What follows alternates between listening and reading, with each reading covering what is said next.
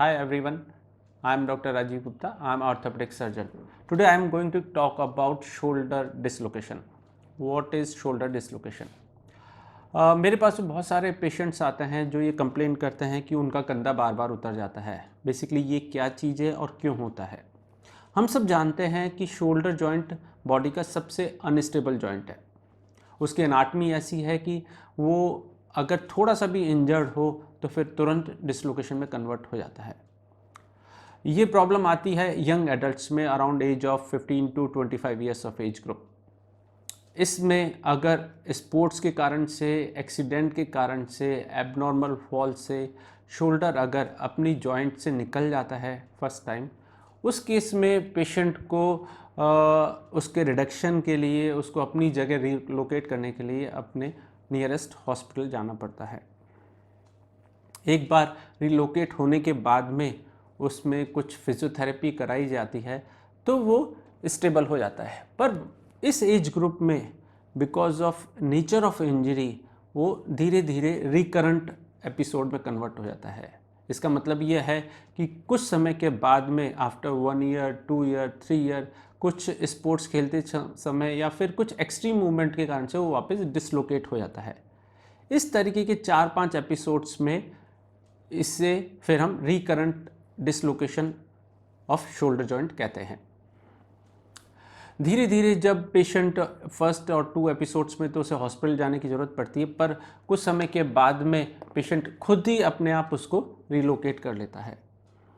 पर जब भी जॉइंट डिसलोकेट होगा तो फिर वो अपने साथ में कुछ डैमेज बढ़ाता है। For example, if we see this model of the shoulder joint, you can see there is a tissue over anterior part. यहाँ पर कैप्सूल होता है, लेब्रम होता है। तो फर्स्ट डिसलोकेशन में क्या होता है ना, ये ह्यूमरल हेड अपने ग्लिनॉइड कैविटी से बाहर आ जाता है और लेब्रम को टियर कर देता है। अब धीरे धीरे जब नंबर ऑफ एपिसोड्स बढ़ते हैं तो फिर ये लेब्रल टियर जो लेब्रम होता है वो टिश्यू वीक हो जाता है और थोड़े से मूवमेंट से ही डिसलोकेट हो जाता है और फिर साथ में जो ह्यूमरल हेड है उसमें भी लीजन होने लग जाता है। मेरे पास में पेशेंट्स आते हैं ओपीडी में जो कहते हैं कि हम मोटरसाइकिल चला रहे थे या कार चला रहे थे तो शोल्डर डिसलोकेट हो गया या सोते सोते निकल जाता है। इसका मतलब ये है कि उनकी इंजरी का जो सिवियरिटी है वो बढ़ती जा रही है, उनका बोन लॉस बढ़ता जा रहा है। ये समय है जब आप उसको ध्यान दें, क्योंकि जैसे जैसे आप इसको नंबर ऑफ एपिसोड्स बढ़ेंगे या फिर आप इसको नेग्लेक्ट करेंगे तो फिर टिश्यू इंजरी, बोन इंजरी बढ़ती जाती है। और फिर अगर किसी दिन अचानक सोते सोते निकल गया शोल्डर तो फिर ये बहुत पेनफुल होता है पेशेंट के लिए। इस डिसलोकेशन ऑफ शोल्डर प्रॉब्लम को एमआरआई से बहुत अच्छे से इन्वेस्टिगेट करके इसका प्रॉपर मैनेजमेंट किया जाता है। जैसे जैसे साइंस एडवांस हो रही है, आर्थ्रोस्कोपिक टेक्निक एडवांस हो रही है, we have now much better solution of this recurrent dislocation shoulder problem. We have advanced anchor sutures, we have advanced suture tapes. We can repair the torn labrum with anchor sutures and make the shoulder joint जो कि loose हो गया है, lakes हो गया है, उसको वापस टाइट कर दिया जाता है।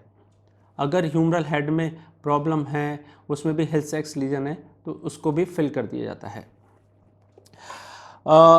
After the surgery with proper supervise physiotherapy almost पूरा मूवमेंट आ जाता है जैसा कि अपोजिट शोल्डर में है।